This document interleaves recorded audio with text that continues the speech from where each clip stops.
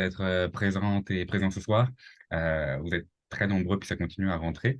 Je vais essayer de donner la chance à tout le monde de rentrer pour la conférence. Nous sommes ce soir avec notre troisième formation de la rentrée depuis septembre. Nous avons eu une première formation sur la loi 25, la gestion notamment des renseignements des membres. Euh, une deuxième formation sur la protection du patrimoine bâti. Et ce soir, on explore un autre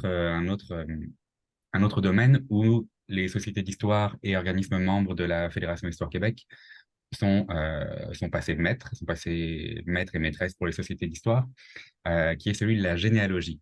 On a beaucoup de membres qui, dans leurs attributions, font également ou principalement ou de temps en temps de la généalogie. Et c'est pourquoi nous sommes chanceux d'avoir ce soir Madame Denise Daigle, qui nous est gentiment prêtée par la Société d'histoire de Belleuil-Mont-Saint-Hilaire, et qui, au sein de cette société d'histoire, dirige le groupe, est responsable du groupe, pardon, Les Amis de la généalogie. Voilà, ça va être une formation vraiment très 101 sur les bases de la généalogie, mais on va aussi découvrir à travers sa présentation l'intérêt de faire cette démarche pour soi ou avec d'autres, et également l'intérêt de le faire dans le cadre d'un groupe comme une société d'histoire ou des groupes de recherche comme celui qu'elle mène. Denise, la parole est à vous, et puis je lance votre présentation. Ouais. Alors, bonsoir à tous. Ça me fait plaisir de vous voir si nombreux. Je ne voudrais pas vous décevoir, par exemple. Alors, tout ce que vous allez entendre ce soir ou voir, j'ai rien inventé.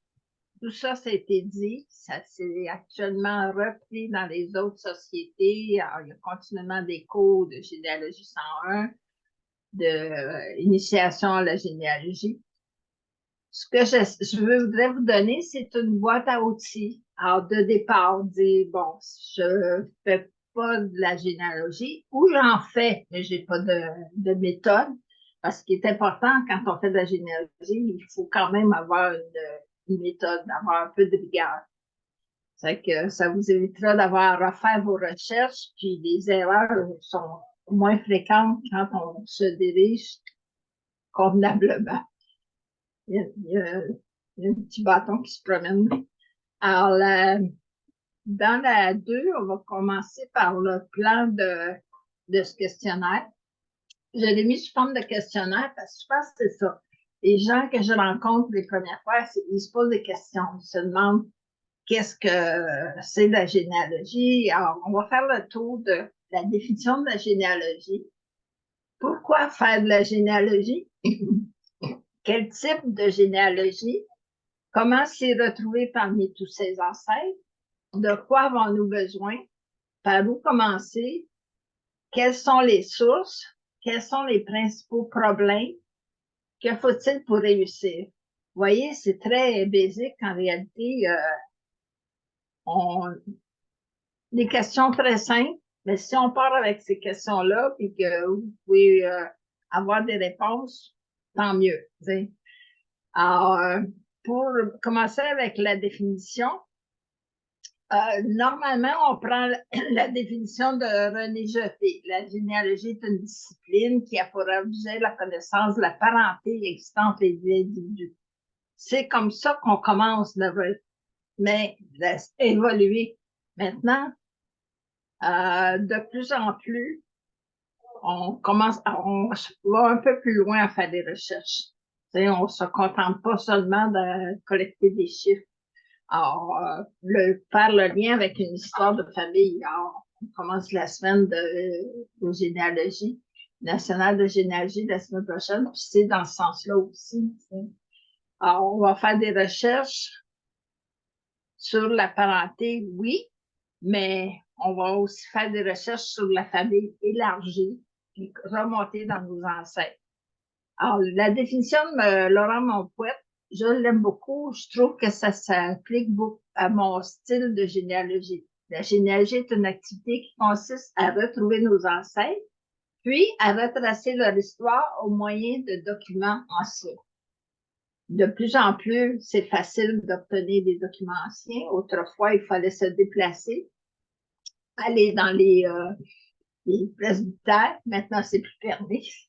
Alors, dans les bibliothèques, ainsi de suite. Alors, vous pouvez avoir en ligne une foule de documents et puis à ce moment-là, retrouver les ancêtres. Souvent, je dis, je me demande par où commencer. Je dis toujours Google. Allez dans un moteur de recherche, tapez ce que vous voulez savoir, puis vous allez avoir des réponses. Évidemment, il faut faire le tri, il faut faire attention à ce qu'on cherche, là. Alors, après des années, euh, on se rend compte que, comme la Fédération cite à un moment donné que c'est trois choses, trois réalités qui tombent. Alors, il y a les liens. Non, c'est avant ça. Je suis toujours en trois. Alors, il y a trois réalités. La généalogie, qui est les liens de parenté, l'histoire de famille, puis l'histoire locale. Ça fait partie d'un tout. Vous ne pouvez pas dissocier à un moment donné, à moins de faire un dictionnaire juste une compilation des décès, des baptêmes, des mariages. Mais vous pouvez pas faire autrement. Puis ce que vous pouvez découvrir à ce moment-là dans l'histoire, c'est passionnant. Alors, bon, on est rendu à 4. Pourquoi faire de la généalogie? Les raisons sont nombreuses. Chacun de vous, vous allez avoir des raisons particulières. Personnellement, moi, au départ, c'était pour mieux connaître ma parenté, mes ancêtres. Alors, je me promenais avec mon petit cahier dans les mariages et les funérailles parce que j'étais la plus vieille de la famille, puis on m'amenait, on faisait garder les bébés. Puis moi, je notais tout ça. Je notais les dates et tout, puis je disais à mon papa, c'est qui ça? Il me disait, c'est l'oncle d'un tel. Tu notais. Eh bien, ça ne manque pas d'hier que je me suis intéressée à ça, mais c'était vraiment pour mieux connaître ma parenté, mes ancêtres. C'est quand on me disait, ah, papa, il s'est marié 2 fois, grand-papa, il s'est marié 3 fois, son arrière-grand-père, c'était la même chose, 3 fois. Je disais, mon Dieu, mais qui est qui dans tout ça? Je me posais des questions. Alors, il existe plusieurs objectifs quand on veut faire de la généalogie familiale. La généalogie ascendante puis descendante, c'est ces deux-là, normalement, qu'on fait le plus en premier. On les qualifie de familiales. La généalogie successorale, ça, c'est quand on veut retrouver les ayants droit d'une succession. Alors, c'est beaucoup plus spécialisé. Il y a des compagnies qui font ça exclusivement. J'ai eu à avoir affaire avec une compagnie comme ça. Quand une cousine éloignée de ma mère est décédée, elle n'avait pas ni frère, ni sœur, ni enfant. Ses parents étaient déjà décédés, ses oncles, ses tantes. Bon, mais il fallait qu'il y ait un héritage à quelque part. Puis là, cette compagnie-là fait de la recherche pour les héritiers. Quand c'est substantiel comme héritage aussi, j'imagine, parce qu'eux se prennent une grosse commission. La généalogie immobilière ou foncière, ça, c'est surtout pour l'histoire d'une maison, d'un lieu dit. Ça peut être un terrain euh, autour de l'immobilier. La généalogie génétique ou ADN, c'est de plus en plus populaire. Je ne vais pas vous en parler parce qu'il y a plein de spécialistes dans ce domaine-là. La psychogénéalogie aussi, puis la généalogie médicale, c'est deux domaines que je ne touche pas du tout. Je pourrais difficilement vous expliquer les tenants de tout cela, mais non, c'est pas. Fait qu'on va passer sur ça. Alors, on arrive à la suite. Quel type de généalogie familiale? Bon, on dit. Parce que ça sert à rien de vouloir tourner à droite, à gauche sans planifier nos choses. Il faut savoir ce qu'on veut au départ. Souvent, j'ai eu des gens qui disaient, ah, moi, je veux faire mon ascendant, je vais aller jusqu'à mon ancêtre, mais juste la lignée. Ils ne disent pas même la lignée pour savoir le terme, ils ne connaissent pas au départ, mais ils disaient la pointe de mes jusqu'à l'ancêtre, le premier qui est arrivé ici. Alors, bon, c'est une façon de faire, ça, on appelle ça souvent une généalogie patrilinéaire. Ascendante, juste du côté du père. Si c'est du côté matrilinéaire, c'est du côté de la mère à ce moment-là. Quand vous parlez de généalogie totale, mais ça, c'est les deux côtés, et là, vous arrivez dans beaucoup d'ancêtres. Euh, je vous conseille Marcel Fournier, son livre Le guide de retracer vos ancêtres, c'est toujours d'actualité. Alors, c'était écrit après les livres de Mme Beauregard. Et puis, c'est assez complet, puis c'est une bonne base. Hein. C'est de ça que je suis partie souvent. Alors, descendante, mais c'est l'inverse. On parle d'un ancêtre qu'on descend. Alors, je peux vous dire que vous avez souvent beaucoup de chiffres, beaucoup d'ancêtres de cette façon-là. La généalogie 6, la diapo 6, généalogie ascendante.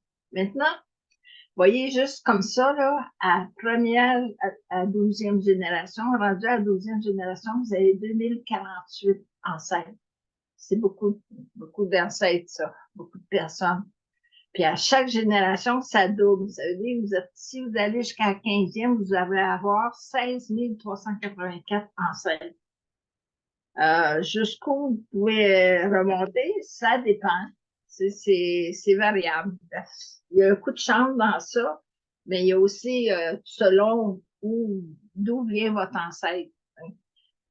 Au Québec, souvent, c'est facile 10, 11, 12, c'est très facile à atteindre comme génération. Si vous êtes venu si vos ancêtres sont venus en Nouvelle-France directement d'Europe, il y a des nationalités, c'est plus tard, mais l'immigration est venue plus tard, mais c'est possible aussi. Maintenant, c'est ouvert, là, quand on parle d'ancestry.com, c'est le monde, c'est très large là, comme recherche. Les bases de données françaises sont très, très accessibles. Vous avez aussi dans d'autres pays des bases de données que vous pouvez. Ça dépend de où aussi. J'ai des gens de mon groupe qui cherchaient des ancêtres mexicains, c'est pas évident. Puis souvent, ça monte jusqu'en Espagne pour trouver. Mais ça se peut. Puis je vous conseille de savoir la langue à ce moment-là, c'est plus facile de comprendre les documents. Le plus difficile, c'est contemporain. À cause de la direction d'État civil, là, c'est bloqué, la confidentialité des documents. Alors, vous voyez, c'est déjà beaucoup de gens à pouvoir trouver les noms. Diapositive 7, la suivante, la roue de Pan. Voilà l'ascendance totale. Alors, ici, vous n'avez qu'une dizaine de générations. Vous comptez les générations en comptant les cercles comme dans un arbre. Savoir la vie de l'arbre, ben, c'est la même chose. Souvent, on dit que c'est un arbre généalogique. Et puis, là, il n'y en a que 10. C'est une bonne représentation visuelle. Vous allez voir, souvent, il y a des gens qui ont des blancs dans des lignées parce qu'à un moment donné, ils ne peuvent pas réussir à trouver plus loin, soit des autochtones, c'est beaucoup plus difficile, ou encore des gens qui sont venus par l'immigration clandestine. J'ai des gens, both people, c'est pas évident à retracer. Quand il y a eu de la guerre dans leur pays, après, c'est difficile d'avoir les documents. Ça vous permet aussi d'identifier le parcours migratoire, parce qu'au départ, ils sont venus d'Europe, sont arrivés à Québec, Trois-Rivières, Montréal, et puis ils sont déplacés. Alors, dans notre secteur, Belœil, Mont-Saint-Hilaire, nous, souvent, ils sont allés s'installer à Boucherville, dans la seigneurie de M. Boucher, ou encore Le Moine, à Longueuil. Alors, autour des seigneuries, c'est eux qui accordaient des terres à ce moment-là. Ça vous permet d'identifier le parcours migratoire. Aussi, les filles du roi, les pionniers. Alors, ne pensez pas que vous descendez juste d'une fille du roi. J'ai déjà rencontré des gens qui avaient une soixantaine de filles du roi seulement dans leur âme. C'est un peu normal au début de la colonie. Il y a eu beaucoup de filles du roi qui étaient les mères nos mères, les militaires. Vous pouvez les identifier de cette façon-là. Si vous coupez l'arbre en deux, vous avez la partie de gauche, c'est le patrilinéaire, du côté du père. Puis le côté droit, ce que vous voyez à l'écran à droite, c'est le côté de la mère. Ensuite, la ligne extérieure qui est dans le bas, complètement à gauche, tout le long, ça va être le même patronyme. Alors, si vous appelez la voix, ça va être des la voix jusqu'au premier enceinte. Souvent, il peut y avoir des différences aussi. Tandis que du côté de la demi de droite, la ligne complètement au bas, la ligne extérieure, tout le long, les patronymes sont différents. C'est la ligne matrilinéaire. Et puis, à ce moment-là, les noms des femmes changent à chaque génération. Alors, vous pouvez retrouver à la fin que c'est pas du tout le même nom de famille. Ensuite, je vous ai présenté la mienne. Il n'y a pas de confidentialité dans ça. Ma généalogie ascendante patrilinéaire. On parle du probant. Le probant, c'est la personne dont on fait la généalogie, moi, ou si vous voulez prendre les deux côtés de votre généalogie, le couple, alors vous partez à ce moment-là d'un enfant pour avoir le départ, puis le probant, son père, son grand-père paternel, son arrière-grand-père paternel, et vous montez comme ça. Alors, vous voyez ici, j'ai 10 générations. C'est pas beaucoup. Bon, c'était difficile à un moment donné. J'avais des blancs après la déportation des Acadiens. J'ai pu retrouver ça à cause de André-Carl Vachon. Lui, il a écrit sur ça, puis ça m'a permis de retrouver, effectivement. Parce que dans le temps, mon père, il disait toujours nos ancêtres acadiens, ils ont été déportés aux États-Unis, puis ils sont venus à pied à travers les montagnes, les bois, en plein hiver, puis de la misère. Ben, c'était pas tout à fait ça, hein. Fait que, il y a eu le commandant Murray qui a accepté que les Canadiens, les Acadiens qui avaient été déportés reviennent au Québec pour peupler. Puis à ce moment-là, ils sont revenus en goélette ou petit bateau, là, parce que il y avait souvent, comme mon ancêtre est venu avec un sloop, qu'il appelle. Alors, et puis, dans ce cas-ci, ils sont établis à Saint-Ours. Alors, c'est là qu'ils sont repartis, dans la vallée de Richelieu. Remarquez aussi la façon d'écrire. Quand vous dites M, l'année, la date, Saint-Ours, Saint-Marc, ainsi de suite, le M, il est en minuscule. C'est pour le mariage. Tandis que si j'avais mis un M majuscule, à ce moment-là, ça aurait été pour le mère, la mère. M point, c'est pour marraine.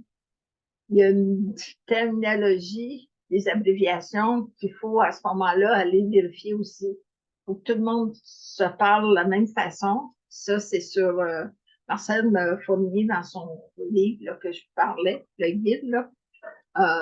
Si vous voulez l'obtenir, souvent il est en bibliothèque, dans vos bibliothèques près de chez vous, ou sinon par votre société, mais encore directement à Marcel Fournier sur son site Internet, vous allez voir. Puis, alors c'est un peu comme une Bible. Il n'est pas très beau comme Bible, là, mais il est très bien documenté.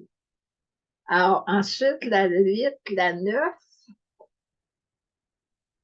La 9, je parle de l'assemblance, ça c'est 10, c'est un peu loin. La 9, moi, la généalogie ascendance matrilinéaire. Là, quand je disais, ça change de nom de patronyme à chaque génération. Alors, c'est assez différent, puis intéressant. Là, je suis arrivée à 11 générations. Tantôt, il y en avait 10. Ensuite, je suis arrivée à Marie Grandin, effectivement, c'est une fille du roi. Là, j'avais marié vers 1673 au Québec. J'ai trouvé une date un peu différente à Champlain dans d'autres sites Internet, mais j'ai pas le document. Puis, si des gens ont pas donné leur source, je peux difficilement m'y fier. Je peux l'inscrire à ce moment-là. Il donnait vers 1672 à Champlain. J'aurais pu inscrire ça. Mais moi, tant que c'est pas prouvé par un document, une source primaire, ben à ce moment-là, je le note, mais je note seulement quand c'est prouvé, je mets un P à côté des dates. Parce que là, je suis sûre que ça a été prouvé.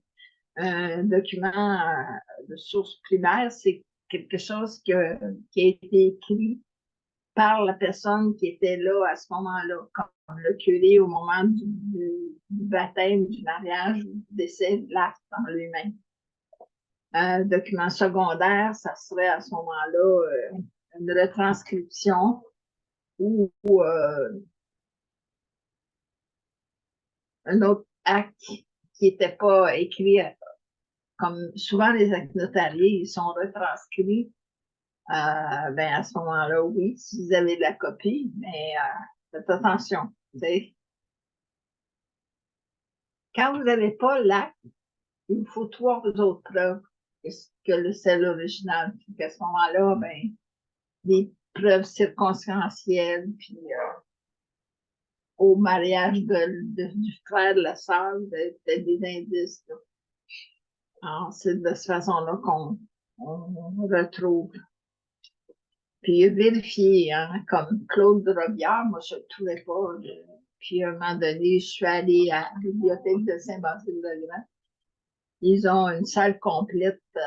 Un généalogiste de Saint-Basile a donné tous ses documents et ses livres à la bibliothèque. Ils en ont fait une salle complète. Et, la salle Antonio Gagnon. Et puis là, j'ai trouvé un livre sur Claude Robillard. C'est ça. Il y a une bonne partie de sa vie était barbier. C'est bizarre parce que mon arrière-grand-père était barbier aussi. Et puis, j'ai trouvé beaucoup d'informations. Il était né à Rouen, en Normandie. Il est arrivé sur quel navire? C'est ça. Il y a quelqu'un, quelque part, qui a déjà effectué des recherches généalogiques, mais vérifier, ça ne sert à rien de réinventer la roue. Aller chercher ce qu'il y a. Puis, c'est le premier endroit au moins où j'ai cherché, souvent, c'était à la bibliothèque à Société généalogique canadienne-française. Parce que là, c'est un sol complet de l'Église, c'est en volume. Alors, vous avez de quoi vous amuser puis en chercher. Puis dans vos bibliothèques, dans vos régions, n'oubliez pas que tout Québécois peut aller consulter les livres sur place. Vous n'avez pas besoin d'être membre de la bibliothèque pour aller consulter les livres. Fait que vous y allez, puis vous trouvez votre information. Si vous ne l'avez pas déjà sur Internet ou dans une base de données. Mais souvent, comme les monographies, des choses comme ça, c'est dans les bibliothèques. Alors, vérifiez s'il y a déjà des choses qui ont été faites. Alors, la diapositive suivante, c'est généalogie descendante. Bon, je vous disais, on parle d'un ancêtre, puis on retrace la descendance. Ben, imaginez-vous, vous voyez la route de tantôt, là, souvent, c'est pour publier un dictionnaire généalogique pour une famille. Ah, c'est bien connu, l'ancêtre des Cimards, ça compte plus de 30 000 descendants au Québec. Si vous voulez écrire on va faire un arbre généalogique avec ça. C'est un dictionnaire généalogique sur la famille Simard. La famille Audet dit la pointe, je me souviens plus où est-ce qu'ils sont rendus. Là, ils ont plus qu'un volume. C'est pas des petits volumes, c'est des gros dictionnaires Larousse comme contenu.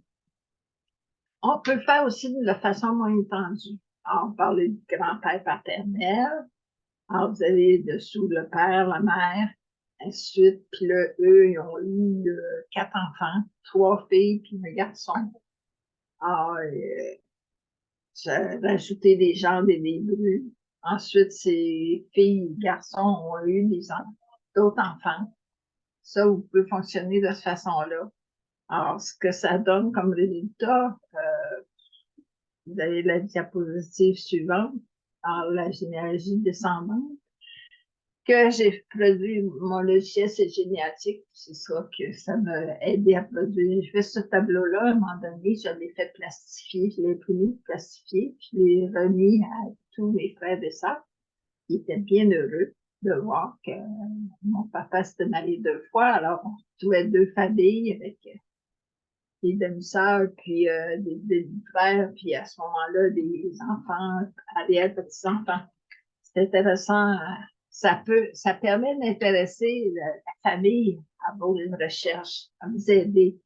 À un moment donné, c'est ça. Hein, j'ai un beau-frère qui est sorti des documents sur sa famille, son arrière-grand-père. Faut les recherches pour voir. Je peux pas dire ça m'intéresse pas. Hein. C'est que ensuite, de 11, 12, OK, la diapositive 12. Ouais. La diapositive 12 est très importante dans un sens que souvent, c'est ça l'objectif de départ. Alors, chacun membre de mon groupe, ce que je leur demande, c'est de produire ça. Si vraiment ils sont intéressés à participer dans un groupe de généalogie, ils sont capables de faire ce tableau-là. Pas beaucoup, il y a 6 générations, 1, 2, 3, 4, 6 générations. Puis, avant d'attaquer plus à fond, on travaille ce tableau-là. Alors, c'est facile avec les numéros SOSA. Ce que vous avez là, le numéroté, c'est le numéro SOSA. Je vais vous en expliquer un peu plus profondément. J'identifie dans quelle génération se trouve l'ancêtre. Exemple, le numéro 66, moi, je sais que c'est dans la 7e génération. Parce que 66, quand ils sont tous... La règle d'âge, c'est ça. Commencer par soi, le probant, puis remonter en complétant le premier tableau d'ascendance de 6 générations, celui-là. À ce moment-là, ça va être plus agréable. Alors, comme je vous ai parlé de la numérotation ascendante, la numérotation sur ça, je laisse ce tableau-là, je vais vous l'expliquer à ce moment-là. Alors, vous voyez, chaque ancêtre a un numéro variable. Et puis, la numérotation part de soi. Le numéro 1. Le père devient 2, la mère 3. Le numéro du père, du grand-père paternel 4, grand-mère maternelle paternelle 5. Puis, à ce moment-là, un chiffre père, ça désigne toujours un homme. Le chiffre impair, la femme, bien sûr, c'est celui de l'homme. 4 plus 1, ça va donner 5, c'est la femme. Le numéro d'un père est le double de celui d'un enfant. Le numéro 8, c'est le double de son fils, qui est le numéro 4. Le numéro de la femme est celui de son mari plus 1, ça je l'ai dit. Le numéro d'une mère est le double de celui de son enfant plus 1. C'est cette numérotation-là qui permet de pouvoir être compris par ses pairs. Alors, si vous avez tout le monde de la même façon de numéroter, vous pouvez essayer d'autres. Mais si vous ne comprenez pas cette numérotation-là est universelle. C'est la façon de le faire. Quand je parlais au début d'un peu de rigueur, c'est souvent ça. Alors, allez sur la diapo 12, 13. Vous voyez, c'est ce que je viens de vous expliquer. Chaque ancêtre a un numéro, et ainsi de suite. Le premier numéro d'une génération, ça donne le nombre d'ancêtres par génération. Par exemple, le numéro 16, ça vous dit qu'il y a 16 ancêtres à la 5e génération. Un même ancêtre peut apparaître plusieurs fois dans une généalogie. Ça, c'est faites attention, ça arrive. J'ai mon père maternel, qui est le frère de ma grand-mère paternelle. Maternelle, qui est frère de mon grand-père. Donc, mon grand-père maternel est le frère de ma grand-mère paternelle. Oui, comme vous savez, si vous retournez au numéro 12, de cette étape 12, vous retournez en arrière un petit peu. Bon. Alors, moi, j'ai mon arrière. Oups, 12. J'ai le numéro 12, mon grand-père maternel, qui est le frère de mon mère, c'est-à-dire arrière-grand-père maternel, qui est le frère de 11, mon arrière-grand-mère du côté paternel. Alors, ça veut dire que ces deux-là sont des implexes. Puis quand, à un moment donné, j'ai vu sur l'acte de mariage de mes parents, une dispense à troisième génération, bon, ça, j'ai compris. Ça venait de là. Tu sais. Ah, il fallait avoir des dispenses quand il y avait des degrés de parenté. Je ne vais pas vous expliquer les différents degrés, là, parce que c'est assez compliqué. Fait que là, cet ancêtre-là va se retrouver plusieurs fois dans l'arbre généalogique. Ça vous sauve du temps aussi, dans le sens que s'ils ont tous les deux la même liste d'ancêtres, vous n'avez pas besoin de le refaire parce que ces deux personnes-là ont les mêmes parents, puis ainsi de suite, les mêmes ancêtres. Alors, on retourne à la suivante, 14. Le numéro social établi. Ouais, c'est pour un individu. Si vous voulez numéroter les deux côtés, comme je disais, allez avec les enfants. Sinon, la numérotation est à refaire. Tout ça qu'à un moment donné, un système logiciel, ça complique moins les choses. Les collatéraux n'ont pas de numéro. Là, on parle de généalogie, on parle de sa parenté. Ses lignées, ce sont eux qui ont le numéro à ce moment-là. Alors, la suivante, de quoi avez-vous besoin? Ben, c'est pas compliqué. Alors, crayon mine, puis au plomb avec efface. Puis là, c'est quoi, crayon mine? On est à l'ère du stylo, oui, mais faut effacer, faut reprendre, tu sais. Quand on trouve une date puis qu'elle n'est pas vérifiée, on note la date aussi. C'est un indice pour aller chercher plus loin. À ce moment-là, ben, on l'inscrit à la mine, tu sais, en pouce mine, là, maintenant. Puis moi, je conseille beaucoup un cahier spirale. Pourquoi un cahier 6 par 9 avec des feuilles liées? Parce que c'est plus facile à séparer, à s'ouvrir. Hein. Quand vous savez un cahier spirale, ça s'ouvre facilement devant un ordinateur, à la bibliothèque ou un centre de documentation. Vous cherchez des informations, vous changez de page, c'est facile. Si vous avez un gros cartable à nous à mettre devant un clavier, ça va être plus difficile. Alors, 6 par 9, c'est plus facile, c'est moins gros. C'est comme ça, je suis partie au départ. Si vous n'êtes pas d'accord, prenez ce que vous voulez. Mais c'est des petits détails qui rendent la vie plus facile quand on fait des recherches. Des tableaux pré-imprimés dans un cartable 3 amis. Le tableau d'ascendance puis la fiche de famille, genre, mais à la fin, je vais vous laisser expliquer aussi. Parce que ce sont des feuilles de travail. Alors ça, je mets ça en cartable, mano, puis là, c'est écrit à la mienne, on efface, on recommence, ainsi de suite. Au départ, j'ai pris les tableaux que BAC, Bibliothèque Archives du Canada, publiait. Autrefois, il y avait une section généalogie où ils publiaient ces tableaux-là. Moi, j'ai utilisé, j'ai transformé en ajoutant des cases que j'aimais mieux. Chaque société où j'ai visité, ils ont tous leur tableau à un moment donné. Il ne faut pas être catholique que le pape. Je prenais des tableaux, c'est des documents de travail. Griffonnés de ça. Ben, ordinateur avec accès Internet, de nos jours, vous êtes tous branchés sur Zoom, mais vous savez ce que c'est, faire des recherches.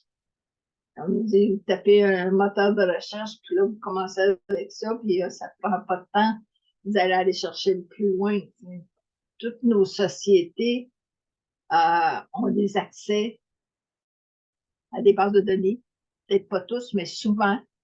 Il y en a qui sont individuels, comme nous à Belleuil-Saint-Hilaire, à la bibliothèque de Belleuil. Il y a des bases de données de Généalogie Québec qui sont offertes gratuitement. Alors, à ce moment-là, les gens vont faire leur recherche là. Ou encore, il y a des accès à distance dans le réseau des bibliothèques. Je sais qu'à Sainte-Julie, c'est comme ça qu'ils fonctionnent. Dans Saint-Bruno aussi. Ils ont accès à ces bases de données de chez eux parce qu'ils sont membres de la bibliothèque. Alors, c'est à vous de vérifier. Puis encore, je vous dis, j'ai des gens qui me disaient, autrefois, on disait pas ça, c'est allez vous inscrire à une autre société, mais comparer les coûts si vous acceptez, si vous devenez membre d'une base de données payante qui coûte à peu près 100, 150 ou 200 pièces par année. Vous payez une adhésion à une société que vous pouvez avoir pour 50 ou 55 dollars. Ils ont ces bases de données-là. Je dis, ben là, maintenant, c'est d'autant plus, c'est l'accès à distance, c'est facile. Alors, allez voir ailleurs. Il y a d'autres sociétés où il y a ces bases de données où vous pouvez avoir accès gratuitement. Puis évidemment, si vous accrochez, ben, il faut un logiciel de généalogie. Ça, avoir autant de renseignements collectés, vous ne pouvez pas, vous allez vous perdre à un moment donné. Bon, je ne veux pas faire de marchandage sur un logiciel acheté ou en ligne ou bien un logiciel sur une base de données, comme il y en a plusieurs qui offrent actuellement. C'est pas la même chose. Vous avez accès. Vous pouvez faire les deux. Maintenant, je suis rendue au point où je fais les deux. Je ne mets pas mes données contemporaines sur un arbre public. Je mets juste à partir de mes arrière-grands-parents. Et puis, le reste de l'information, je le mets dans mon logiciel de généalogie. Puis, c'est ça, dans le logiciel de généalogie, c'est tellement formidable pour faire des rapports et des arbres, tout ça. C'est ça. Hein. La semaine passée, j'ai vu le film Testament. Puis à l'intérieur, je trouvais ça intéressant, la jeune fille, non, c'est Rémi Girard, qui demandait de l'information au sujet de la fille de sa copine. Puis elle savait pas où est-ce qu'il était rendu. J'en voulais de l'information. Fait que lui, il travaillait dans la BANQ. Fait que, effectivement, on voit tout l'intérieur de la BANQ. C'est très beau. Et puis, il a donné le nom à une préposée. Puis, le lendemain, quand elle est revenue au travail, elle est arrivée avec tout. Elle avait tous les actes de baptême, de mariage, tout, les informations, où est-ce qu'elle demeurait, tout ça. Puis là, lui, il dit, j'ai dit, mais non, là, vous avez été voir dans vos bases de données de la bibliothèque, c'est pas tellement légal de faire ça. Ben non, tout ça, vous le trouvez dans les médias, c'est sûr, maintenant, avec Facebook, puis, oui, savoir de tout, à droite à gauche, vous trouvez des informations, vous n'avez pas besoin d'aller avoir des permissions spéciales, parce que les gens se chamaillent pour dire de ne pas publier parce que c'est confidentiel, que je me suis divorcée. Oh là là, pas grand-chose de confidentiel de nos jours. Okay. On essaie de protéger, mais si vous accrochez un logiciel de généalogie, je vous conseille. Ensuite, par où commencer? Bon, évidemment, les archives personnelles. Jamais je croirais qu'il n'y a pas personne qui n'a pas ramassé des boîtes, dans le temps, des boîtes à souliers, de documents, de généalogie, de photos, tout ça. Puis là, j'ai des gens qui, à un moment donné, faisaient des recherches, puis à chaque fois qu'ils avaient trouvé quelque chose, l'imprimaient. Protéger nos arbres, s'il vous plaît. Mettez tout ça dans votre ordinateur, vous pouvez numériser. Vous n'avez pas besoin de tout garder. Faites le ménage dans vos archives personnelles, ça va aider à désencombrer et vous allez avoir plein d'informations à ce sujet-là. Témoignages de vos proches, c'est un peu la façon de monter. Si vous les intéressez à vos recherches, vous allez avoir beaucoup d'informations. Les sites Internet de famille, c'est encore drôle, mais il y a beaucoup de familles qui a quelqu'un, un petit cousin à droite, à gauche, qui a monté un site Internet, aller chercher l'information. Les photographies anciennes, j'avais de la difficulté à trouver les photographies de mon grand-père, ses frères et sœurs. Puis à un moment donné, j'ai une tante que je voyais même pas. C'est ma mère qui m'a demandé de la conduire chez sa cousine. Et puis là, elle m'a sorti des photos, des tables, tout jaunies, mais plein de photos. Chercher. Puis, il y a un autre moyen aussi que j'ai découvert récemment, c'est par Ancestry. Quand vous demandez l'ADN, les recherches d'ADN, souvent, ça se publie après sur Ancestry ou le site, l'autre site. Et puis là, vous pouvez faire l'échange de photos. Si vous pouvez communiquer avec ces personnes-là, vous demandez la permission. Si vous communiquez avec eux, il y a des gens qui ouvrent facilement leur arbre généalogique, qui ne sont pas privés, ils sont publics. À ce moment-là, vous pouvez trouver des bonnes photos. Les signets mortuaires. Vous avez les répertoires de décès de nos sociétés. Plusieurs, c'est que la Fédération a une Fédération des sociétés de généalogie a une base de données sur les années de décès. Chez nous, on l'a aussi. Il y a plein de sociétés qui font une compilation, montent un répertoire de décès. Informez-vous. Même, vous pouvez faire des miracles avec ça. Ma belle-sœur est arrivée avec une boîte. C'était pas une boîte de souliers, mais le contenu était aussi volumineux qu'elle avait reçu, que sa mère lui avait laissé, puis sa mère est décédée à récupérer les cartes mortuaires, puis elle me dit, peux-tu faire quelque chose avec ça? J'ai réussi à remonter toute sa généalogie facilement, juste avec les cartes, puis elle était toute surprise. Elle disait, je savais pas que j'avais des parents aux États-Unis. Ben oui. Sa mère avait reçu tous ces signets-là, puis elle les gardait. Fait qu'on peut facilement compiler les informations de ces signets. Auprès des anonymes, vous allez rire, mais c'est de cette façon-là que j'ai su comment mes parents se sont rencontrés. Ils m'ont jamais dit comment. Ah, c'est comme si c'était tabou, on ne disait pas ça. Mais c'est des voisines qui m'ont raconté toute l'histoire. La tradition orale aussi. Fait que ça aussi, savoir. Ça a des faits cocasses. Alors, la suivante, les premières démarches de recherche. Les 3 documents majeurs, comme je disais, c'est l'acte de mariage, naissance, baptême, décès, sépulture. Ensuite, vous avez les recensements, vous avez en masse. Mais vous partez avec les actes de mariage. C'est sûr que les actes de mariage vont vous permettre de trouver 4 personnes, les pères et mères. Alors, chacun des mariés ont les 2 parents, et ensuite, vous avez déjà 4 personnes, 2 autres couples. Puis avec ces couples-là, vous allez chercher les autres actes de mariage, puis là, vous en retrouvez 4 autres. Puis ensuite, ça vous permet de remonter facilement. Ne vous amusez pas à perdre du temps à aller chercher des actes de naissance, de décès. Faites une bonne série d'actes de mariage, vous irez voir le reste après. C'est très important de savoir déjà au départ les couples, les noms. Ensuite, l'acte de décès, bon, ça vous donne la date de naissance. Le baptême donne la date de naissance. C'est souvent marqué dessus. Prenez les informations, toutes les informations, par email, c'est important. Alors, s'il y a d'autres choses qui est inscrit, qui étaient présentes ou quoi que ce soit, notez-le. Parce que c'est à un moment donné, ça va être ça qui va vous aider dans vos recherches. C'est sûr, quand c'est dans le logiciel, c'est plus facile de faire des recoupements. Mais des gens qui sont adoptés ou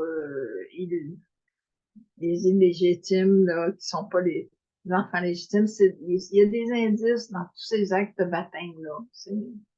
Alors, si vous avez collecté tout ce qu'il y avait à noter, c'est important. Les actes de sépulture, c'est la même chose. Tu donnes la date du décès, c'est ce qu'on appelle les funérailles. Notez les témoins. T'sais. Puis, dans ces recherches-là, souvent, le site de BANQ, c'est un incontournable, c'est la même chose. C'est gratuit. Je sais pas si vous avez déjà... C'est facile, BANQ, c'est gratuit. Vous inscrivez déjà pour vous faire ça à distance. Alors, si vous devenez membre, puis vous pouvez aller faire des recherches sur place, c'est un paradis des recherches là-bas à BANQ. C'est tellement beau le cadre aussi. Puis, à ce moment-là, vous pouvez le faire de chez vous. Il y a beaucoup de documentation à aller chercher. Puis de ce ainsi, il donne plein de formations sur les recherches à la BANQ. Bénéficier de ces formations-là, vous allez trouver des mines de renseignements. Parce que quand c'est gros, c'est pas évident, mais il faut chercher. Il faut se renseigner. La suivante, quelles sont les sources? Bon, les sources, on en a plus. Le registre civil. Alors, vous savez, tous ces actes-là, là, il y a plusieurs personnes, je ne vais pas vous l'apprendre. Vous avez deux copies. Vous avez la minute puis la grosse. Chaque fois que le curé écrivait un acte de mariage, il y avait une deuxième copie qui envoyait au gouvernement. Au début de la Nouvelle-France, on se retrouvait avec 3 gouvernements, Québec, Trois-Rivières, Montréal. Souvent, il y a des disparités entre le registre civil vérifié, puis ça, vous allez l'avoir sur le signet qui est à côté de l'acte, dans le registre, qui vous dit si c'est un registre religieux ou civil. C'est important à noter. Puis on est chanceux au Québec parce que depuis le début de la colonie, à cause du Concile de Trente, en 1539, les autorités religieuses et judiciaires incitaient beaucoup pour que tous ces actes-là soient enregistrés. Les actes notariés, j'ai suivi un cours à un moment donné, puis le conférencier nous parlait qu'il avait déjà inventorié 200 différents actes notariés. Alors, dans le temps, il faisait des actes notariés pour, il prêtait sa vache, puis il faisait un acte devant le notaire. S'il y en a beaucoup. Des recensements. Maintenant, on a le recensement de 1931 qui est disponible. Alors, gâtez-vous. Je sais que je ne devrais peut-être pas en parler, mais enfin, une société d'histoire de Raymond Saint-Hilaire, on a fait tout un travail autour des recensements. On a pris les recensements. Ça peut donner la recette pour tout le monde, ça. Les recensements de Saint-Hilaire. Puis on a versé ça dans une base de données en recherchant toutes les données qu'il y avait sur chaque famille, faire des liens, comme un logiciel de généalogie avec tous les gens du recensement. C'est super intéressant. Là, ils ont commencé à faire Saint-Jean-Baptiste aussi, puis à ce moment-là, vous vous retrouvez avec une belle base de données du coin. Tout ce que vous avez dans les recensements, vous l'avez dans la base de données. Les archives administratives, ben ça, c'est des procès-verbaux que vous retrouvez dans les municipalités. C'est bizarre parce qu'à un moment donné, moi, j'ai retrouvé que mon père, l'hiver, il roulait les chemins. Il roulait la neige. Et ça, c'était dans les archives du procès-verbal de la municipalité. C'est des faits que tu ne retrouves pas dans les bases de données de Ancestry. Il faut chercher ailleurs. Les archives foncières, le registre foncier du Québec, judiciaire, BANQ, militaire, le BAC, beaucoup plus. Ensuite, il y a José Tétrault là, qui est en train de faire un beau site là, pour les militaires. Ça s'appelle devoirdemémoire.ca. Les soldats du Québec morts en service, c'est super intéressant. Il y a des archives privées, cartographiques, iconographiques.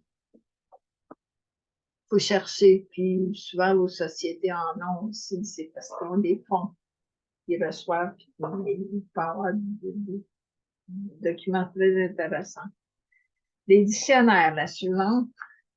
Les dictionnaires, il y en a énormément. Est-ce qu'ils sont toujours d'actualité? Sachez qu'ils existent.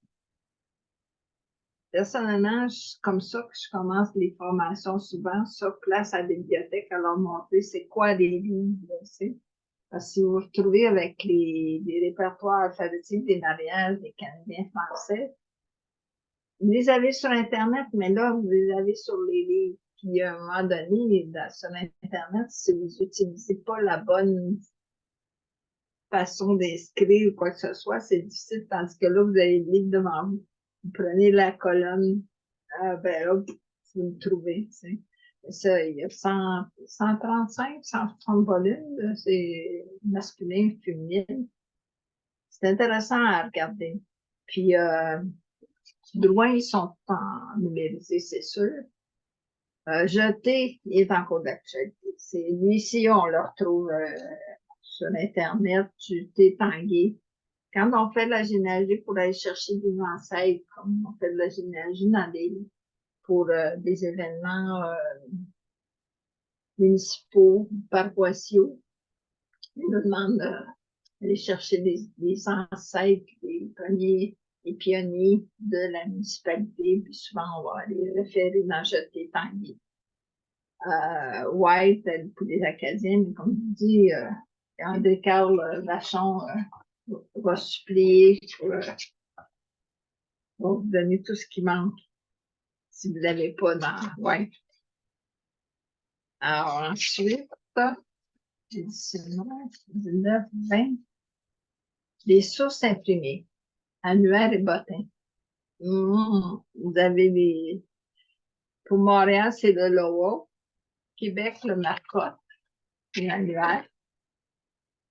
Ça aussi, il faut savoir interpréter les informations, puis ça peut être utile, puis c'est utile dans votre histoire de famille. Vous ne prenez pas note de l'adresse où il demeurait, vous allez savoir quel commerce il opérait, qu'est-ce qu'était sa profession, d'aller souvent dans ça. Fait que, ça vous est utile, c'est l'histoire de votre ancêtre là, que vous retracez. Bibliothèque et centre de documentation. Les gens sont frileux à aller dans les bibliothèques parce qu'ils ne connaissent pas les bonnes bibliothèques. Il y a des bibliothèques, effectivement, qui ont zéro généalogie, aucune ligne d'histoire, c'est tabou. Ou encore, chez nous, il y en a une qui l'envoie à l'autre bibliothèque. Bon, c'est bien, ça trouve qu'on a plus de livres de généalogie et d'histoire dans une de nos bibliothèques. Les fiches de parentèle, là, j'avais écrit ça dans le temps, Société d'énergie canadienne française. Je sais qu'ils sont en train de faire un gros ménage. Je ne sais pas si ils s'en sont rendus. Les fiches de parentèle, c'était des petites fiches 3,5 par 5, là, quelque chose comme ça, des petites cartes blanches où il y avait plein d'informations. Il y avait tout un pan de casiers qui s'étaient remplis. Moi, j'ai trouvé des informations dans le temps que je cherchais à trouver absolument pas. Quand tu sais pas ce que tu peux trouver là, déjà avec le patronyme, j'ai trouvé des choses. Fiche nécrologique de la Société de Longueuil, c'est la même chose.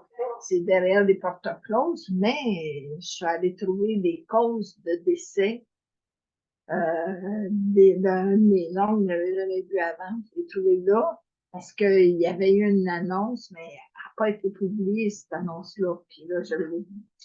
Histoire de paroisse de ville, ça c'est des mines de l'enseignement. Tu sais, tout le monde, j'en ai deux, trois là, qui ont été faites. Tu retrouves la généalogie dedans, les listes, puis les gens, les notables, tout, qui a fondé la parole, puis la Bible, puis des photos, c'est formidable. Histoire dictionnaire de famille, ça me choque.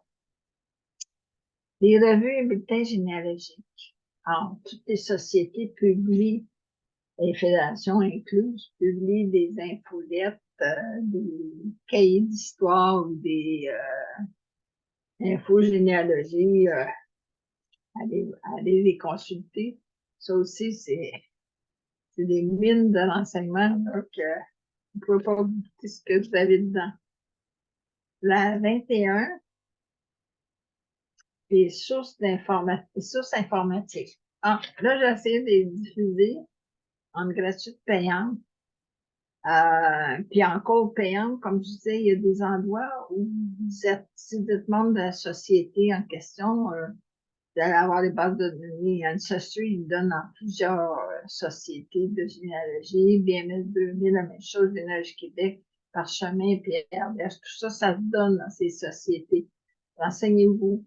Si vous payez le prix d'une adhésion société, compte tenu de ce qui est offert avec les conférences puis tout ça, c'est peut-être, allez-y, faites-le, mais tant qu'on peut, n'a pas besoin de se déplacer, c'est virtuel la plupart du temps. Les bases de données gratuites, BAC, BANQ, Family Search, formidable.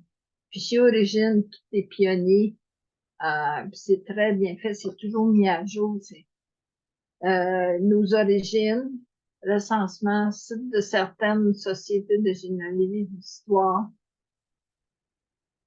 Il y a des sites qui sont peut-être pas très vérifiés, il y a souvent des erreurs, mais on les prend, puis on note que c'est pas encore prouvé, puis on l'utilise pareil. Je ne nommerai pas ces délinquants-là. Alors, les autres sources, 22, les associations de famille. Ouais, ils sont membres des fédérations, mais allez voir dans les associations de famille, vous allez trouver encore beaucoup d'informations. Sans être membre, des choses qui sont publiées. Et puis, dans vos sociétés, souvent, ces associations de famille envoient leurs bulletins, quoi que ce soit. Moi, j'ai eu beaucoup de bulletins d'associations de famille. Vous pouvez à ce moment-là consulter.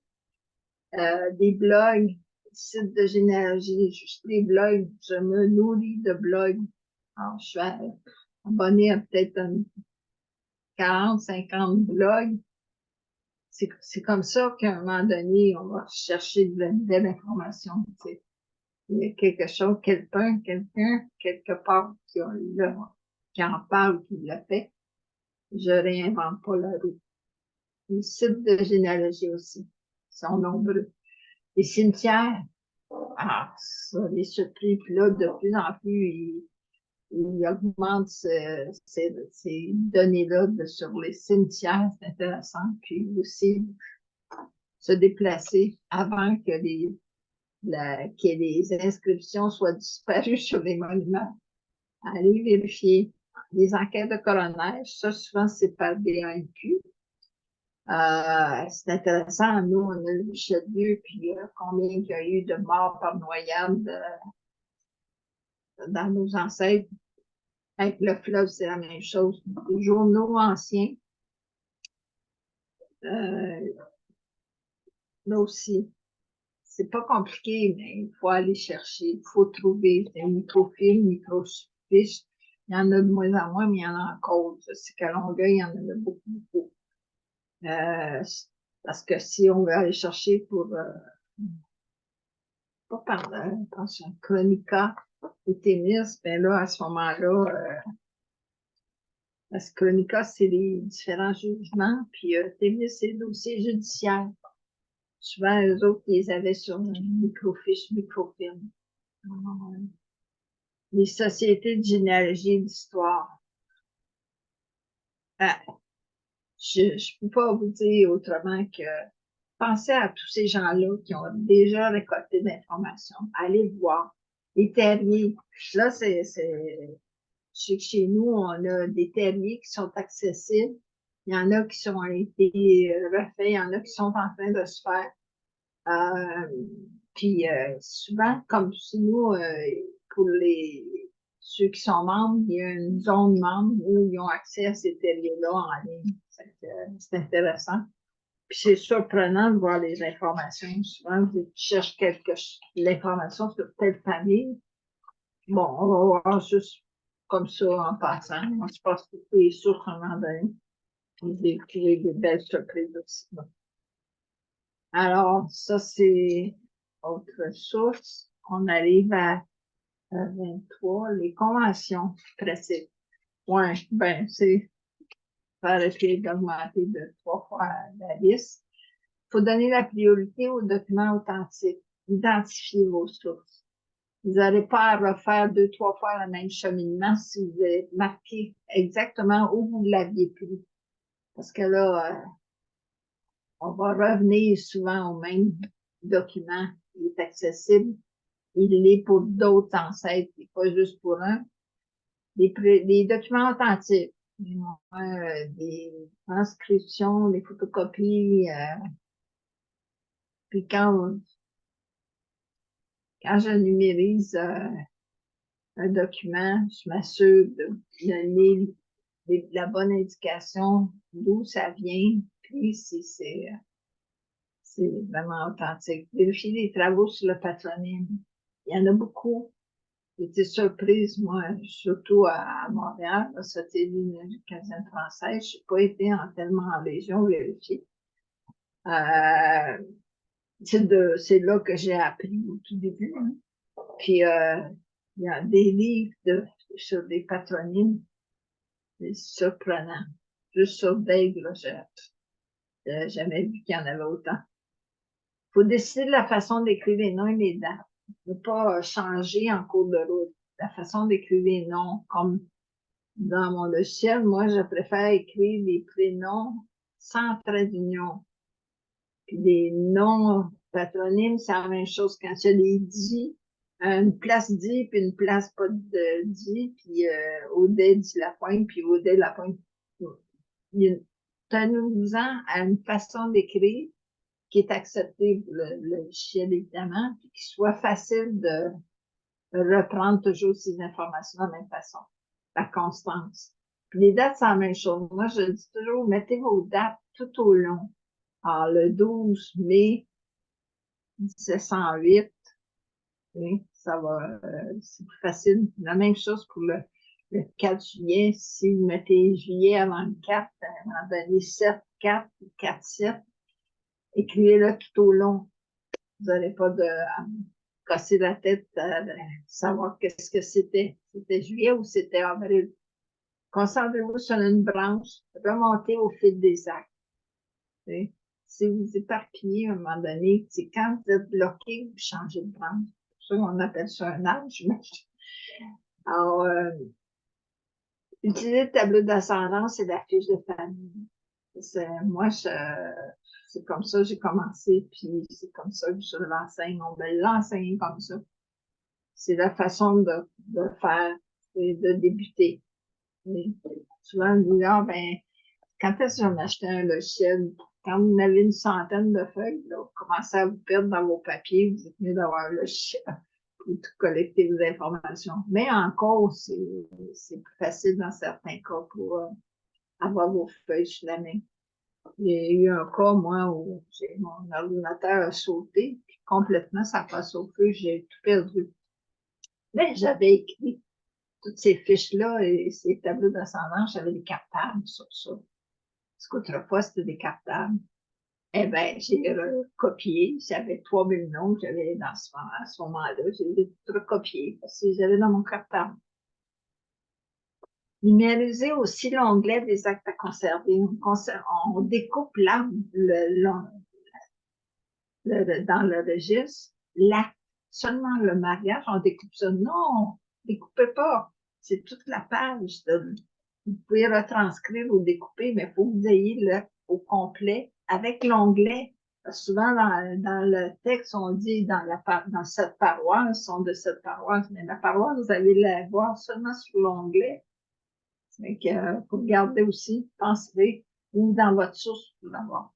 Pensez à votre clé USB, puis au Postmin, c'est de mise de plus en plus. Puis, ensuite, les principaux problèmes. Les problèmes, des surnoms. Ça, attendez-vous à avoir des problèmes avec ça.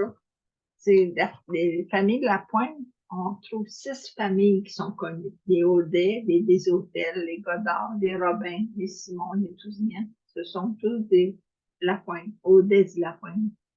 Des hôtels dit Lapointe, ainsi de suite. Alors, c'est un des problèmes des surnoms. On se demande à un moment donné, cet après-midi, j'inscrivais Benoît, puis sa sœur s'appelait Libernois. Je dis, ah oui, oh, ben, c'est un surnom. Et Benoît dit Libernois. Souvent l'inverse. Il y a des livres sur ça. Micheline Perrault de la Société généalogique canadienne française a écrit un beau livre sur ça, un document. Sur tous des surnoms qui peuvent exister. Fait que, ensuite, l'orthographe. Ouais. Les familles Hainaut, bonne chance. H-A-I-N-E-A-U-L-T. Thériault, c'est la même chose. Il y a des orthographes comme ça qui sont très difficiles de savoir, c'est bon. L'omission. Les parents de l'un des époux sont aimés. Il peut y avoir aussi des cas d'enfants et légitimité. Des curés écrivaient, des fois, ils ne voulaient pas l'écrire. C'est pas, faut être à la merci. Moi, pas plus loin qu'une de mes petites nièces. Le curé n'a pas voulu inscrire son nom. Ça, c'est dans les années 60, parce que mon frère voulait la faire baptiser Manon. Manon, c'est une pécheresse. On ne baptise pas un enfant Manon. Fait qu'il est obligé de mettre le nom de la marraine, qui était Annette. Mais ma petite nièce, elle n'a pas aimé Annette. Il a fallu qu'elle paye pour faire changer son nom. Bon. Les émissions, faut faire attention, il y en a. Là. Puis même, des fois, la transcription, quand la copie de registre est écrite en premier, puis c'est la copie du gouvernement qui est transcrite. Ben, autrefois, maintenant, il y a des formulaires, c'est pas tout à fait pareil, là, mais il y avait des erreurs de transcription. Ou, à un moment donné, on mariait la mère au lieu de marier la fille. Les noms étaient changés. Fait que, les écritures anciennes, ça, vous avez des cours de paléographie. Vous avez des sociétés qui ont déjà transcrit plusieurs années. Alors, c'est plus facile qu'avant. Il y a juste les anciens actes en latin, que là, des fois, je m'arrache les cheveux. Puis à force d'en lire, on dirait qu'à savoir, c'est toujours le même format. L'Église prescrivait une telle façon d'écrire, qu'est-ce qu'il fallait mettre dedans l'acte. C'est que vous avez à ce moment-là. Les idées préconçues, ouais, ça, c'est un des problèmes. Il faut faire attention à ça. La 25. Je sais pas si je suis intense, j'ai l'impression que je parle. Comme je vois personne, d'habitude, je le donne en salle, je vois les On a encore un peu de temps et oui, on va encore se donner 5 minutes si c'est beau pour vous. je sais. Alors, 25, qu'est-ce qu'il faut pour réussir? Ben, j'ai piqué les qualités qui sont sur le site de la Fédération québécoise des sociétés de généalogie. Mais moi, la plus importante au départ, c'était d'être curieuse. Et comme je disais, quand j'étais jeune, je me promenais avec mon petit cahier Canada, puis j'écrivais tout dedans. C'est ça. Faut être de nature curieuse pour savoir. vouloir questionner, interpréter, vérifier, prouver. Faut être patient, persévérant, optimiste. Faut pas se décourager. Puis se donner des étapes. Souvent, moi, j'ai des gens qui me disent, ah, là, je suis plus où je suis rendu, j'ai trop de projets. Mais oui, mais faut, tu sais, on dit en blague souvent comment on mange un éléphant, boucher par boucher, mais c'est un peu ça. Faut découper nos projets. Faut aller à des zones plus importantes, moins importantes, les prioriser. Tu sais. Ensuite, logique, intuitif et perspicace. Oui, ça arrive, ça. C'est pas pour rien, j'ai mis un petit Sherlock Holmes à côté, là. Souvent, il faut deviner que qu'est-ce qui était sous-entendu entre les lignes, recouper avec un autre acte, là où ça va s'éclairer. Il faut être prudent, minutieux, puis rigoureux, surtout. C'est ça. Si vous devez faire des bonnes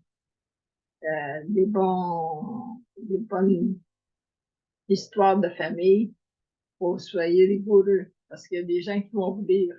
Alors, par le passé, il y a plusieurs chercheurs qui ont décidé d'aborder la généalogie comme autodidacte. C'est facile, on demande des dates. C'est de là est arrivée la variété des démarches, des façons de faire, des méthodes. Maintenant, de plus en plus, ils essaient de trouver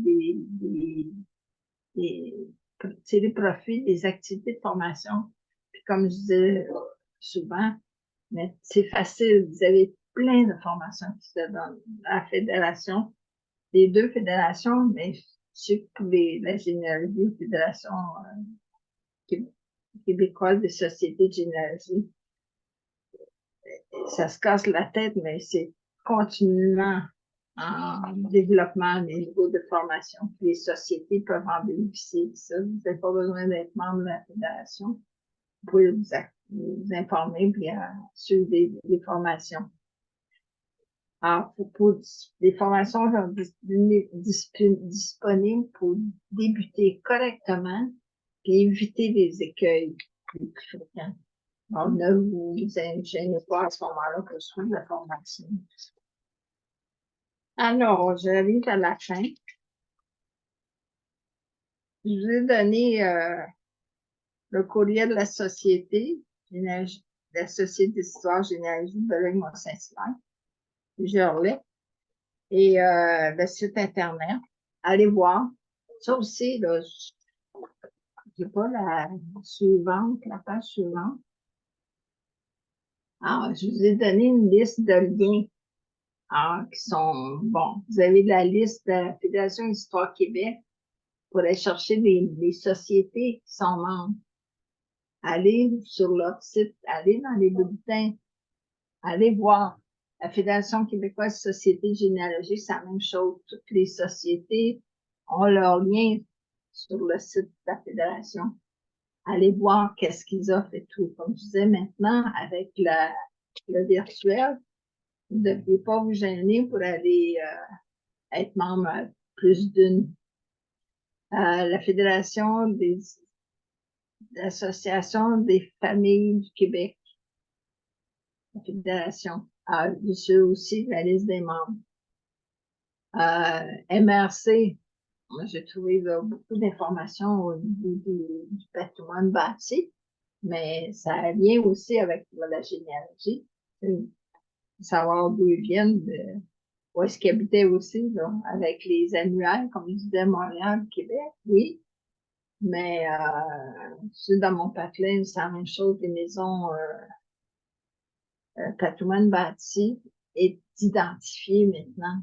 Vous promenez, vous allez voir la maison Charles Bonneau, Desjardins, ainsi de suite. C'est intéressant. Puis le MRC donne souvent ces listes. Ensuite, les bases de données. Il y en a plusieurs, là. Je ne vais pas tout énumérer. Aux dernières nouvelles, j'ai essayé tous les liens pour voir si ça clique bien. Il n'y a pas de problème. Puis maintenant, dans les sociétés, vous avez aussi la possibilité d'avoir des liens comme ça. Puis récemment, j'essayais, puis il y en a plusieurs qui étaient bloqués, mais vous savez qu'il existe un petit logiciel pas très cher que vous pouvez installer, puis qu'à ce moment-là, c'est à chaque fois qu'un lien n'est plus en fonction, ils vous avisent, puis à ce moment-là, vous pouvez le changer. Parce que il n'y a rien de plus embêtant d'aller sur un site, puis là, les liens qui sont référés, on ne peut pas les avoir. Alors, ça, la suivante, bon, celle-là, c'est le tableau d'ascendance que je vous parlais. Alors, ça, au départ, c'est avec ça que mon premier professeur, avant le professeur, même avec le bac, mon premier professeur, c'était Francine Cerdon-Cousteau. C'est elle qui a fondé le groupe que je chapeaute maintenant. Et puis, elle nous donnait ça. Elle disait, bon, c'est ça, c'est avec ça que tu ramasses tes renseignements. Et puis, pour la première page, vous avez 6 générations. Puis la deuxième feuille, continuez, vous partez de non, la même feuille, ouais, vous faites la même feuille en partant de 16, vous le reprenez à la place du 1, et ainsi de suite. Vous pouvez ramasser toutes vos ascendances. Ces feuilles-là, habituellement, celle-là, le tableau d'ascendance, c'est pour les mariages. Ensuite, les 2 feuilles suivantes, c'est la fiche de famille. Alors, vous avez ici, quand il y a un premier mariage, là, vous avez 6 enfants. Alors, vous avez en haut le nom du père, de la mère, avec le numéro social, la naissance, le décès, le mariage, naissance, décès, puis en plus, vous avez des parents. Vous avez le couple, les parents, ensuite, puis les enfants, naissance, décence, mariage. Vous avez de quoi vous collecter. Si vous avez un deuxième mariage, vous faites mariage 1, mariage 2. Et puis, j'ai une autre feuille qui suit, c'est quand il y a plus que 6 enfants, ce qui est souvent le cas. Alors, moi, dans mes familles, c'était toujours des 12-14, donc il faut plus qu'une feuille à ce moment-là. Alors, ces feuilles-là, c'est les 3 dernières feuilles, puis de ces générations aussi, j'ai rendu disponibles en format Word parce que c'est plus facile à ce moment-là de les imprimer puis en faire des photocopies. C'est que, ah, ça doit être le signal de la fin.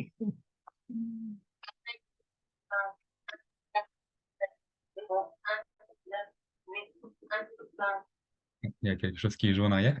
Mais merci beaucoup. Merci, Denis. C'était beaucoup de nouveautés pour moi. Merci beaucoup. Je ne sais pas s'il y a des questions dans la salle, si vous voulez lever la main ou les écrire dans le chat. Moi, je retiens qu'effectivement, on a des sociétés d'histoire et de généalogie qui sont vraiment très, très bien placées pour vous aider dans vos recherches, qui ont les ressources, qui ont parfois même les compétences et les talents à l'interne. On va prendre la question, mais j'aimerais que vous nous parliez aussi de votre groupe, les amis de la généalogie. En fait, vous accompagnez les personnes qui font cette démarche, vous leur donnez les bases méthodologiques, un peu comme on vient de faire, puis vous vérifiez que la méthode est bien suivie. C'est bien ça?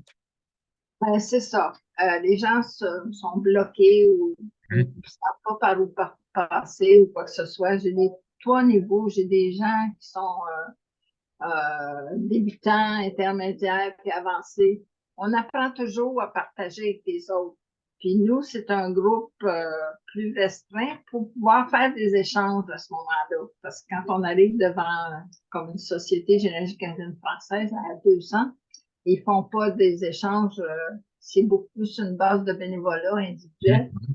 Avec moi, avec ce petit groupe-là d'une cinquantaine, je peux suivre facilement, je leur fournis de l'information, je fais des résumés de mes blogs, puis je leur fournis ça aussi, puis quand on peut, on se rencontre une fois par mois, puis on échange sur leurs difficultés ou ce qu'ils ont trouvé ou ce qu'ils veulent partager. Parce que des fois, ils ont tout trouvé, mais on veut savoir comment on échange avec les autres, c'est ça. C'est un C'est, groupe de co-développement. ouais. Excellent. Est-ce qu'il y a des questions dans le public, moi, dans les personnes présentes? Je retiens notamment l'enjeu que vous évoquez souvent des données les plus récentes, des données contemporaines, à partir ouais, quelle est la date à partir de laquelle s'arrêtent les recherches pour de la période contemporaine? Ah, actuellement, là, c'était mis à jour. Je ne peux pas vous regarder. Véronique le saurait mieux que moi. Véronique, si vous êtes là, je vous invite à dire allô. Mais effectivement, c'est un enjeu. Je pense que, je pense, Ouais. la fédération a fait un mémoire pour justement, euh, quand ça a été discuté, pour que l'état civil soit accessible pour ce genre de recherche, qu'il y ait une exception à Ben, cette. déjà, le recensement de 1931, Mhm. ça nous permet d'avoir ces données-là, c'est qu'on n'avait pas avant. C'est souvent, mais même à ça, même aujourd'hui, il y a eu une bataille juridique avec l'Institut Drouin. Eux ont tous ces données-là, puis ils l'ont fourni à plusieurs sociétés.